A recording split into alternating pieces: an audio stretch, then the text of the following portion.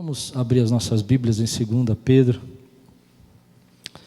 1 Pedro capítulo 2, versículo 4 a 6. Você que trouxe sua Bíblia, levante ela bem alto, assim, acima da sua cabeça, e diga: essa é a minha Bíblia. Eu sou o que ela diz que eu sou. Eu tenho o que ela diz que eu tenho. E eu posso o que ela diz que eu posso. Abrirei meu coração, deixarei a palavra de Deus entrar, e nunca mais serei o mesmo. Amém. 1 Pedro capítulo 2, versículo 4 até o versículo 5. Se os irmãos encontraram, digam amém. À medida que se aproximam dele, a pedra viva, rejeitada pelos homens, mas escolhida por Deus e preciosa para ele, vocês também estão sendo utilizados como pedras vivas na edificação de uma casa espiritual, para serem sacerdócio santo, oferecendo sacrifícios espirituais aceitáveis a Deus por meio de Jesus Cristo. Vamos orar? Ó Deus, que a Tua palavra venha de encontro agora ao nosso coração, que nós possamos ser ministrados, que nós possamos, Senhor, abrir os nossos corações e receber a Tua palavra, segundo a Tua vontade, Pai, em nome de Jesus. Amém. Querido, eu vejo um vídeo desse e eu fico pensando o que nós queremos como igreja, quais são os nossos sonhos. E uma das marcas do avivamento que nós estamos ministrando, falamos de evangelismo, falamos de adoração, falamos de amor à igreja, é o pastoreio mútuo.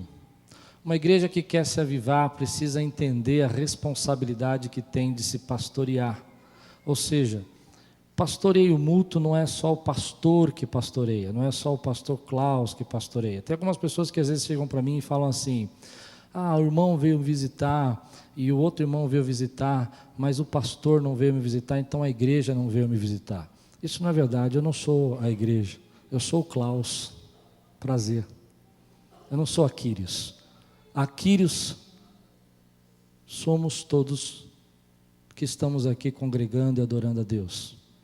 E o despertar da igreja, desse pastoreio mútuo, dela entender que é nossa responsabilidade olhar para o irmão que está passando por dificuldade, socorrer aquele que está precisando de uma oração, que isso é uma coisa que precisa nascer no coração de todos nós, é mudar às vezes uma mentalidade de uma igreja que quer receber, mas não está pronta às vezes para dar.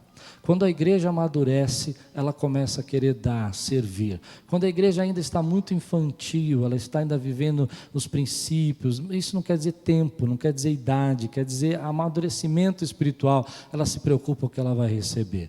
Hoje eu louvo a Deus porque eu posso chegar aqui na Quírios e trazer uma mensagem como essa, porque você amadureceu e você está disposto a servir a Deus. E se esse vídeo mexeu com você, é porque o Espírito Santo está tocando dentro de você e dizendo que Ele quer usar a sua vida. O pastoreio mútuo é essa responsabilidade que nós temos um pelos outros, pelo aquele que está passando por dificuldade espiritual, por aquele que sofre, por aquele que está passando por dificuldade financeira, por aquele que está passando dificuldade emocional. E isso é muito grande para uma pessoa só. O pastoreio mútuo é quando a igreja olha e diz assim: é nossa responsabilidade enxergar o que Deus quer fazer. Esse vídeo mexe comigo porque ele fala sobre a disponibilidade, a responsabilidade de servir. Você pensa, o que aconteceria, por exemplo, se um domingo, e eu não duvido muito isso não, porque eu tenho escutado muito isso ultimamente, os pastores comentarem sobre isso, eu vejo isso no Face. O que aconteceria, por exemplo, se um domingo todos nós resolvêssemos assistir o culto pela internet? Você acha que isso um dia pode acontecer? Pode, um dia a gente chega assim, eu vou estar aqui pregando, as câmeras me olhando ali, a paz do Senhor, seja muito bem-vindo, você que está assistindo o Messi agora, espero muito que o jogo seja feio. Era uma piada, pessoal. Salvou. Tudo bem, quando é ruim, vocês disfarçam, né? Mas essa questão de que, se um dia, por exemplo, todos nós olhássemos e disséssemos assim, olha, não é minha responsabilidade, não é minha responsabilidade o que vai acontecer com a próxima geração. Eu espero, em nome de Jesus, e minha esposa que não escute isso que eu falei de manhã, ela estava dando aula na classe, então eu estava liberado. Eu espero ficar velhinho, de cabelo branco, pregando. E acho que vou ficar, eu já tenho até pensando nisso, como é que eu vou ficar enrugadinho, sabe? Vou ficar parecendo aquele velhinho do Up, não é? Pensa bem, eu vou ficar. Não vou? Se eu fosse um pouquinho mais baixo, era a cara dele. Narigão, tá lá. Mas irmão, e se isso não acontece? Deus pode levantar pessoas aqui hoje para criar um pastoreio mútuo sobre essa igreja, porque uma igreja que quer avivamento, ela precisa buscar se auxiliar e cuidar um dos outros. Eu sei que você está pensando, pastor, mas você está com medo de morrer. Não estou, meu irmão. Eu estou dizendo que nós já estamos vivendo a segunda geração, terceira geração de Quírios, e nós precisamos despertar a igreja para as necessidades de cuidar um dos outros, de sentir falta daquele irmão que às vezes não está aqui, de ir lá na casa daquele irmão e dizer assim, eu vim orar por você. Isso, algumas igrejas estabelecem métodos para fazer isso. Eu não estou falando de método. O método que a Quírios usa para tentar cuidar desse pastoreio mútuo é um método ministerial. A gente chama de rede de ministérios. Vai formando ministério, vai formando vários ministérios. Então, o líder dos jovens, o líder de casais, o líder de criança, o líder dos juniores, o líder de adolescentes, o líder de discipulado. São líderes que vão ajudando o pastor, o evangelismo, vão ajudando o pastor a pastorear. São ministérios que vão ajudando. Esse é o nosso formato. Algumas igrejas usam os células, com células, em células, de células, por células, eu não sei, tem tantos modelos. São modelos que funcionam. Mas eu não estou falando de método, eu estou falando de um sentimento onde a igreja entende e ela diz assim, olha, a responsabilidade de tornar-se um movimento é nossa. Todas as marcas do avivamento que eu tenho trazido aqui, elas não dependem apenas de Deus. Um louvor que contagia, que toca o coração, depende de uma igreja que vem e diz, eu quero adorar. Isso é uma coisa que eu fico pensando. Por exemplo, imagina que eu, pastor, todo domingo eu pregasse a mesma música, o mesmo sermão. Ou se o louvor tocasse todo domingo a mesma música. Ou se não houvesse, por exemplo, uma música nova, uma palavra nova, uma mensagem nova. Se eu fizesse isso, quem é do louvor vai entender o que eu vou dizer, ia dizer assim para mim, pastor, mas por que o senhor está repetindo todo louvor? Porque o louvor tem que ser, ou toda a pregação. Estou fazendo uma comparação entre louvor e pregação. Se eu dissesse, por exemplo, olha, nós vamos agora falar só sobre esse assunto, e eu não estudasse o assunto, eu não preparasse, eu não me envolvesse espiritualmente, né, com aquela mensagem, você ia olhar para mim e você ia reclamar de mim como pastor, não ia? Porque quem provoca esse avivamento, essa adoração vibrante, somos nós. A mesma coisa quando a gente fala, olha, a gente precisa viver um evangelismo agressivo. Quem provoca esse evangelismo agressivo? Somos nós. E quando a igreja tem esse despertar de avivamento, ela traz para si, traz diante da presença de Deus um avivamento poderoso de que Deus vai renovando as nossas vidas. Uma das coisas interessantes é que o texto que eu li é o texto que Lutero usou para defender um dos primeiros protestos dele. Um dos primeiros protestos de Lutero era que todo cristão era um sacerdote. Então você que se converteu há pouco tempo, talvez você não conheça a história, mas Lutero chegou um dia e disse assim, olha, esse negócio de você ter um clero, as pessoas separando, a palavra ficar só com o clero, e o povo não poder ter a palavra, as pessoas não poderem trabalhar, as pessoas têm que ser ministradas e tem uma grade separando o santo dos santos do povo, da plebe, isso não é de Deus. E ele usou esse texto para dizer, Deus chamou todos nós como sacerdotes dele. Você é um sacerdote de Deus. E naquele momento, o primeiro protesto foi quebrar essa imagem de que existe uma pessoa que deve fazer todas as coisas, ou alguém que é o santo dos santos, que hoje eu vejo nesse movimento protestante atual, onde a gente está colocando pessoas como se elas fossem verdadeiros deuses, gente até questionando milagres de Jesus, questionando as curas de Jesus, como se fossem maiores do que Jesus. Mas a nossa marca é dizer, somos todos chamados por Deus para sermos sacerdote do Deus Altíssimo. Você é sacerdote de Deus Altíssimo na tua vida, na tua casa, na tua família, na vida dos teus filhos. Você é responsável espiritualmente, querido, por aquilo que nós estamos fazendo com a nossa vida espiritual e com a vida espiritual da igreja. Então, todos nós temos compromisso, todos nós temos problemas, todos nós temos dificuldade. E você não entenda isso como bronca, não. Eu quero que você entenda bem que eu estou querendo trazer para você a ideia de que Deus quer trazer um movimento, e Ele tem um sonho ainda maior para nós do que nós estamos fazendo. Eu não quero limitar o sonho de Deus. Alguns anos atrás eu recebi uma palavra profética dizendo que nós íamos pregar no Brasil inteiro. E eu me lembro que quando eu recebi essa palavra profética, eu disse: isso aí é impossível. Hoje nós estamos num canal de televisão que pega o Brasil inteiro. Deus pode fazer milagres? O sonho de Deus é maior do que o nosso? Eu imaginava que era assim? Não. Agora, essa questão da gente entender a responsabilidade quebra um pouco os nossos paradigmas, porque às vezes nós estamos tão envolvidos com algumas coisas e tão preocupados. E essa ideia dos métodos que a gente fica buscando, e não é disso que eu quero falar, mas é do princípio de que nós temos que se preocupar com o nosso irmão. Ele vai além da igreja, e essa é a quarta marca do avivamento.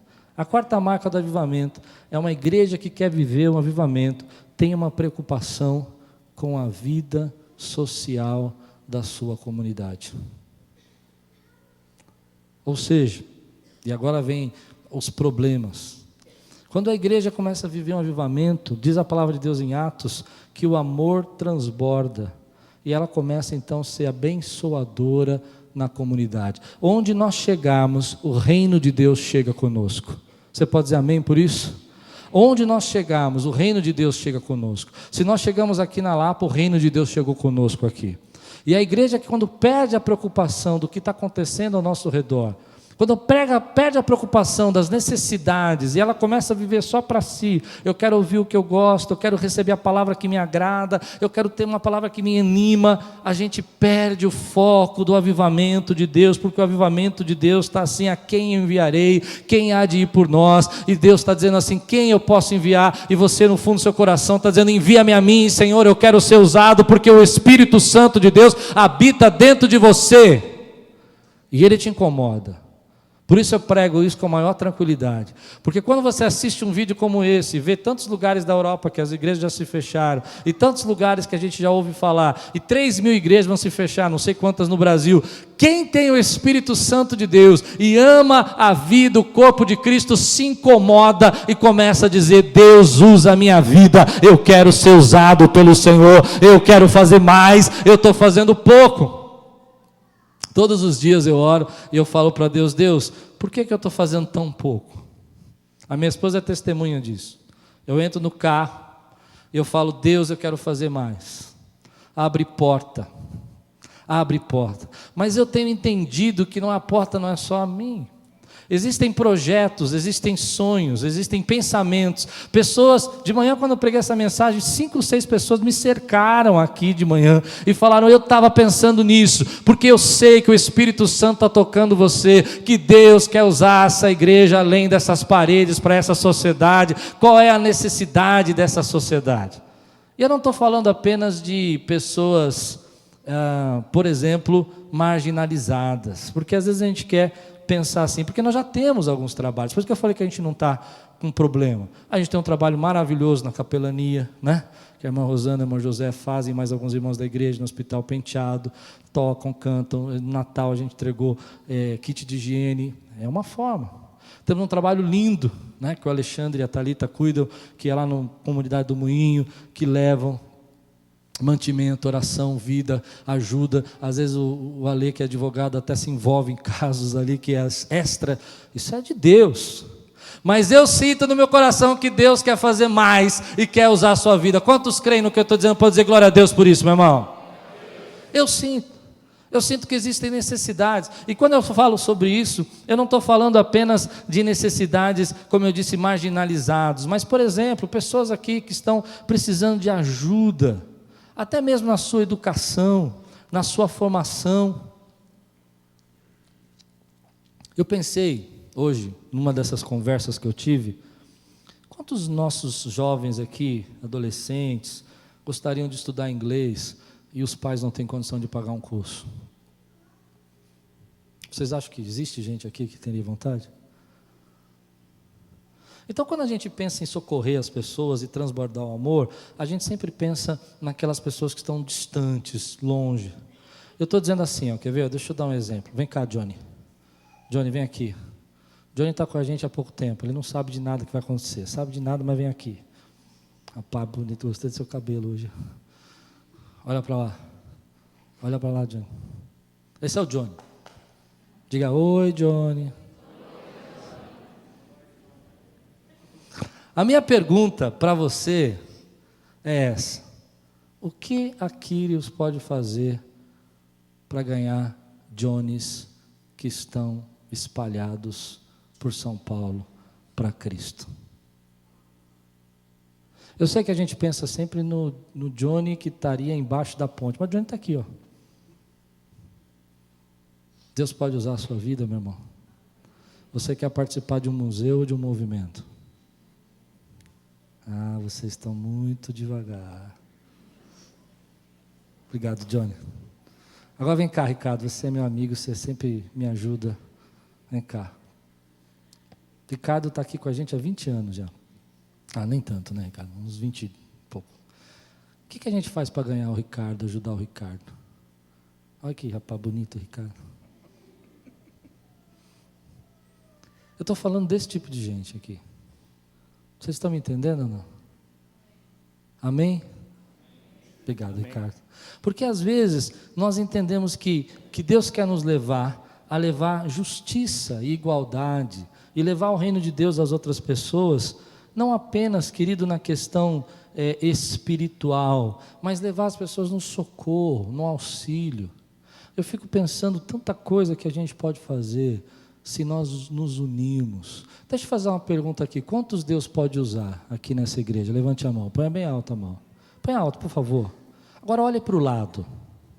Não abaixa não, não abaixa a mão, não abaixa não, olhe para o lado. Querido, se essa multidão aqui, mais a multidão que se juntou de manhã, se unir, juntos nós somos mais fortes e somos melhores. Você sente o Espírito Santo tocar a sua vida hoje?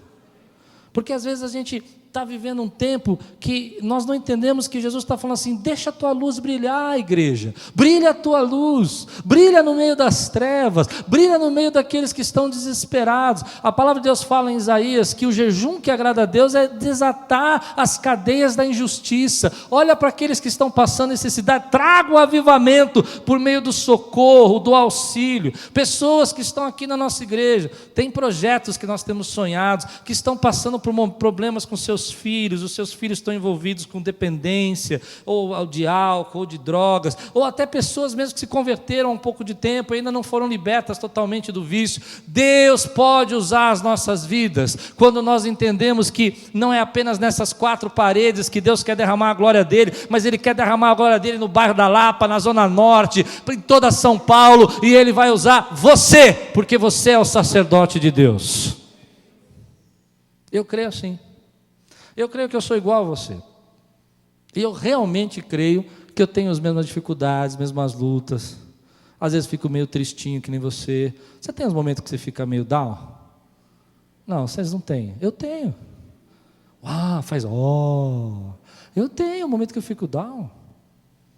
Não é? Mas eu aprendi a colocar a minha vida no altar de Deus. Eu entendi que Deus tem um chamado, e quando você tem um propósito maior, quando você tem um objetivo maior, quando você começa a olhar algo maior, você crê que Jesus vai voltar? Uau! Pessoal, estou assustado. Vocês creem que Jesus vai voltar? Bom, vou ajudar vocês. Deus amou o mundo de tal maneira que deu seu Filho unigênito. Alguém aqui não aceitou Jesus hoje, quer aceitar? Eu creio nas promessas de Deus e sei que faço parte disso e você faz parte disso. Então, o que falta? Às vezes a gente entender que todos nós temos compromisso, todos nós temos tarefa, mas a tarefa que Deus quer trazer para nós não é uma tarefa de um homem só. A Bíblia diz que a seara é grande e são poucos os trabalhadores. Eu não estou dizendo que a gente tem que fazer assistencialismo. Eu sou um pouco contra assistencialismo. Assistencialismo é fazer mais ou menos assim, entregar uma cesta básica e o mês que vem você tem que entregar. Eu oro para que Deus traga projetos que causem ação nesse bairro, que sejam duradouros, que sejam projetos que talvez a gente não precise ter todos aqui, mas que a gente se envolva, que a gente conheça. Aqui tem um grupo de irmãos que estão indo numa igreja aqui próximo, e lá tem um culto bacana para pessoas que têm dependência de algum tipo de vício. E eles estão aprendendo nesse culto. E o desejo do coração deles é trazer esse culto para cá. Eu oro para que isso aconteça. Eu oro para que a gente não apenas vá até o moinho, e é uma bênção ir, mas que também a gente possa olhar aqui para o nosso bairro e ver o que é a necessidade. Algum tempo atrás, aqui eles faziam muito isso. Nós tivemos um curso profissionalizante aqui com 260 alunos, 80 alunos por período. Quem é dessa época deve lembrar. Nós tínhamos um abrigo da prefeitura aqui há pouco tempo, poucos metros, 500 metros daqui, e moravam 260 famílias, e por 5 anos nós alimentamos. E eu sei que Deus está chamando a nossa igreja para despertar. Pessoas estão aqui dentro, passando dificuldade. Alguns projetos novos estão surgindo. O próprio Kyrios & Company, eu vejo o Kyrios & Company como uma missão integral, despertando as pessoas para o empreendedorismo, usando a expertise, o conhecimento para treinar pessoas. Estamos fazendo, mas Deus tem mais para nós. E eu quero viver esse mais de Deus. E uma das coisas que nós vamos quebrar, querido, é essa visão que está sendo pregada aí afora, que nós não somos, que há um sacerdote. Querido, nós temos aqui pastores, Deus usa, eu vou continuar sendo pastor, mas Deus quer usar as nossas vidas. E qual é a arma para isso acontecer? A arma é o amor. Quando a igreja ama, ela transborda de amor além das paredes. Quando a igreja ama, ela vai além dos objetivos, dos propósitos locais dela. Quando a igreja ama, a Bíblia fala em Apocalipse, capítulo 2, que a igreja que perdeu o seu amor, ela se esfriou, ela perdeu o luzeiro, ela deixou de ser um candeeiro que sustenta a luz. Lembra? Amém, irmãos? Lembra? E o candeeiro é a igreja, a luz é Jesus. Amém? Então nós somos um candeeiro que sustenta a luz. E a luz não é para brilhar aqui dentro, é para brilhar aqui ao redor de todos nós. Sua família, seu amigo. Me angustia, irmãos, a ficar ouvindo tanta reclamação. E é verdade, o governo e tudo isso, mas me angustia.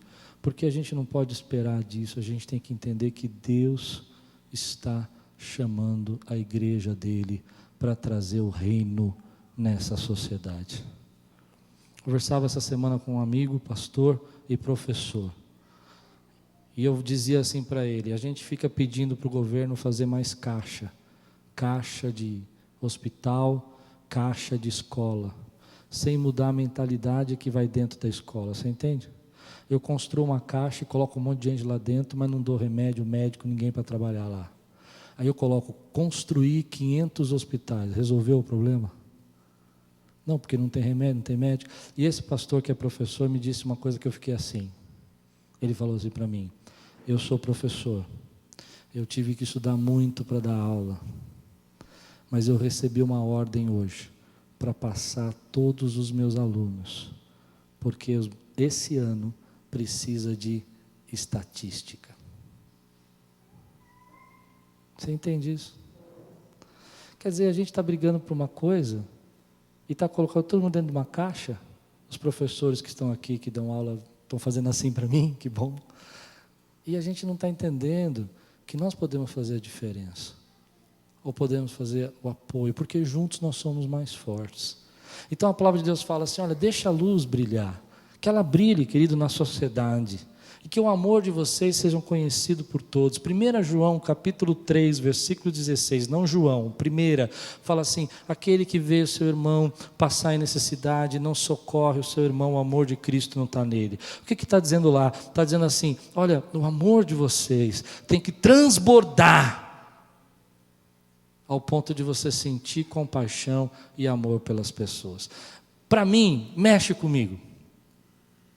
E algumas pessoas vão dizer: mas pastor, por quê? Porque eu creio que avivamento é isso. Avivamento não é barulho, avivamento não é só manifestação. Uma igreja avivada é uma igreja viva. E nós somos uma igreja viva para a glória do Senhor Jesus. Mas hoje eu quero incomodar aquele que estava mais quietinho, sabe? Aquele que estava... Tanto que eu não estou fazendo nem graça hoje, você percebeu, né? Eu não estou nem me esforçando. Mas assim, aquele que estava encolhido, eu quero dizer: ei, dentro de você está cheio de dom. Dentro de você está cheio de unção. Dentro de você está cheio de autoridade de Deus. Quando você chega, o Espírito Santo chega com você. Aonde você vai, a presença de Deus vai com você, a paz de Deus, que excede todo entendimento, vai com você, porque Deus te constituiu pedra do edifício dele, corpo dele, sacerdócio real, nação santa. Você é a nação de Deus, meu irmão. Você é a nação de Deus. E para mim isso é muito sério. Porque eu sou brasileiro, você é brasileiro. Amém? Eu não tenho muito cara, mas eu sou. Eu não estou ruim de piada hoje, né, irmão? Tá certo, não vou fazer mais nenhuma. Mas eu creio que, além de ser brasileiro, eu sou nação santa, sacerdote do Deus Altíssimo, embaixador, amigo de Deus. Você é tudo isso, meu irmão. E o amor precisa transbordar dentro da igreja. Aí eu já sei o que vai acontecer. No final dessa mensagem, você chega para mim com uma série de projetos e fala: pastor, por que o senhor não faz isso? Por que o senhor não faz isso? Por que você não faz isso? Por que você não faz isso? Por que você não faz... Irmão, não sou eu. Não adianta você trazer seu projeto para mim, porque eu não vou fazer. Porque se o projeto nasceu dentro de você, é Deus que quer usar a sua vida. O que eu posso fazer é abrir as portas, é ajudar, mas é você que Deus quer usar. Porque você é uma árvore plantada junto à ribeira, que dá o seu fruto no tempo certo, e tudo quanto faz, prospera. Eu não sou só eu. Eu sou essa árvore também, mas você é essa árvore. O irmão que está ao teu lado dessa árvore. Há uma unção de Deus sobre a vida dele. O amor da igreja precisa transbordar. Aí eu entro numa luta comigo mesmo, porque eu começo a pensar assim: a seara é tão grande, há tanta coisa. Nós precisamos de evangelismo agressivo, nós precisamos de aconselhamento. Tem projetos acontecendo aqui esse ano, foram tão bonitos, projetos bonitos. Tem uma irmã pastora aqui na igreja, que ela está atendendo irmãs, uma a uma, com problemas de casamento, uma a uma. Não é uma. E atendendo sistematicamente. E a gente tem visto resultados nisso. Para a glória do Senhor, Deus tem usado a vida dela em silêncio. Ninguém sabe.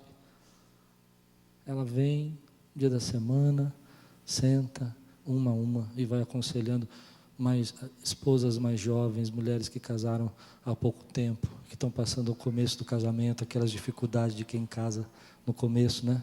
Quem já tem bastante tempo sabe como é. Querido, há tanto o que fazer. E aí você vai dizer para mim: pastor, eu tenho tanto compromisso. Só tem que ver que eu tenho que assistir todos os jogos da Copa. E essa é uma Copa que eu não posso perder nenhum jogo. E eu digo para você que Deus tem projetos que Ele está sonhando com você. Está dizendo assim: olha, eu coloquei dentro de você tudo que era necessário para fazer o meu sonho. Sabe, uma coisa que arde o meu coração é saber que Deus tem um sonho comigo. É uma coisa dizer eu tenho um sonho com Deus. Outra coisa arde é entender que o Deus Criador dos céus e da terra, o Senhor Jesus, Ele olha para a tua vida e fala: eu tenho um sonho com você. Eu não sei o peso que é isso para você, mas para mim arde o meu coração. Como é que Ele pode ter um sonho comigo? Quem sou eu para Ele ter um sonho comigo? Ou com você? Mas Ele diz: você é a pedra do meu edifício espiritual. O que é uma pedra no edifício espiritual? A gente tem aqui uma pedra, eu coloco naquela parede uma pedra. Se eu tiro aquela pedra, o que faz na parede? Um buraco. E depende, se eu tiro muitas pedras, irmão, o que faz naquela parede? Ela cai. Porque nós somos a pedra, o edifício de Deus. E aí eu tenho uma sensação às vezes, eu falei isso de manhã, falei que não ia falar à noite, mas eu vou falar. Eu quando casei, meu pai não falou para mim se ia no casamento. Então ele olhou para mim e falou assim: se der eu vou. Pensa, menino ansioso que nem eu, queria meu pai lá no casamento, meu irmão fazendo casamento, assim, né, tal, de frente para os noivos, e o noivo, que era eu, assim. Cada 2 minutos. Tentando achar meu pai. Não achei meu pai. Não achei. Quando eu fui embora para casa, bateram foto, depois, naquela época, era aquelas filmadoras de 500 quilos, né, um vídeo enorme. E aí quando eu cheguei em casa, passou um mês, mais ou menos, chegou o álbum de fotografia do casamento, e eu fiquei lá olhando, e de repente, quando eu olhei, lá no fundo, no cantinho da parede, assim, quase ali onde está o Edson, assim, escondido, com um monte de gente, ele no meio, eu vi a cabeça dele, a carequinha dele, e falei: é meu pai.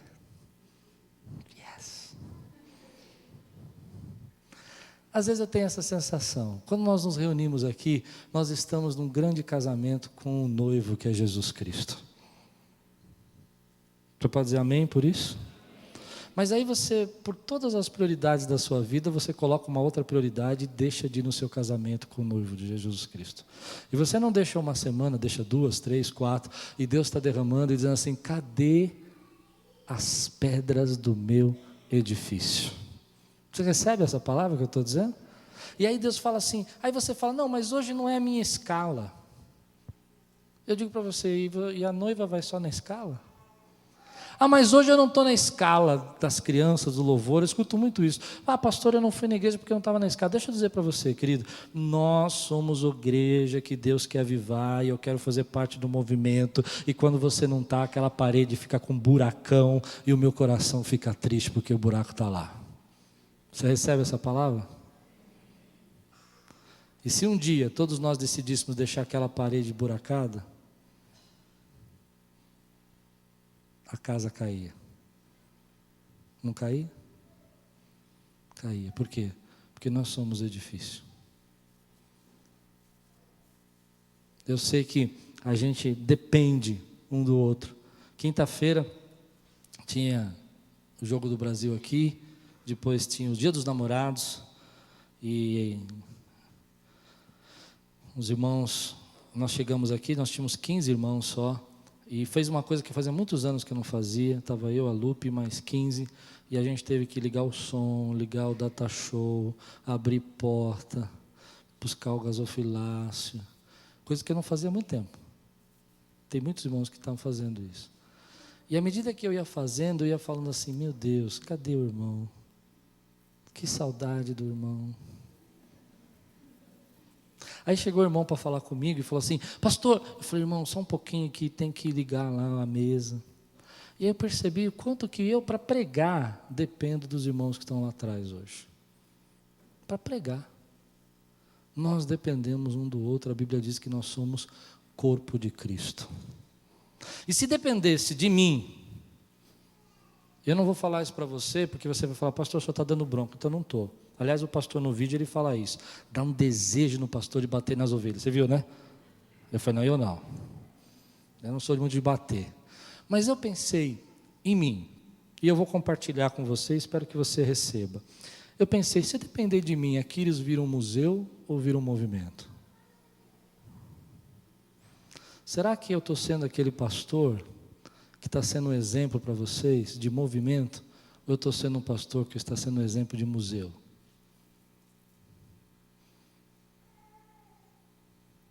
Será que eu estou buscando de Deus um movimento, ou eu estou buscando de Deus ficar acomodado? Pois bem, eu não sei se eu estou transmitindo o recado para você, mas eu sinto no meu coração que Deus tem coisas extraordinárias para fazer nesse lugar, nesses dias. E eu preciso de você para ser esse pastor. Eu preciso de vocês. Eu só vou conseguir ser esse pastor, não é verdade? Se tiver gente do meu lado que diga assim: vamos, pastor, vamos provocar esse movimento espiritual. Uma pessoa sozinha não vai provocar movimento espiritual. Eu quero ser esse pastor aí. Se eu não estou sendo, eu quero ser. Espero que esteja. Eu me sinto que estou. Né? Ninguém me defendeu até agora. Tudo bem, vamos começar de novo. Não é?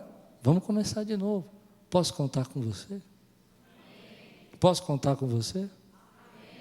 Então, querido, o que Deus está falando para nós? Vamos deixar o amor transbordar. Os nossos filhos, eles precisam aprender a exercer liderança, ministério, precisam crescer, precisam ter espaço para errar, para fazer. Eu falava com a Luciana outro dia, eu falei assim para ela: Lu, mas aquela pessoa às vezes está, né, eu estava conversando, é tão difícil, ela não sabe fazer isso, não sabe fazer, está aprendendo. Eu digo assim: lembra quando a gente começou? É assim mesmo. A gente tem que ter paciência, dar oportunidade, porque você que é mais jovem que eu, já é a igreja de hoje. E quem é mais jovem que você, já é a igreja que Deus quer levantar daqui a alguns anos. E a igreja aqui, eles precisam despertar para isso. A palavra que Deus me deu, estou terminando, diz no meu coração, é que eu preciso aprender a lutar por amor e pelo amor. Deus fala no meu coração, querido, que não é só lá fora. Pessoas, não é só lá fora no sentido de underground, né? Pessoas que estão além do nosso alcance. Existem pessoas da nossa família precisando de socorro. Existe gente aqui precisando, por exemplo, aprender a administrar o seu dinheiro. Existe gente da sua casa passando dificuldades. E que a igreja Aquiles pode fazer a diferença. Que Deus use a nossa vida. Você recebe essa palavra hoje, querido?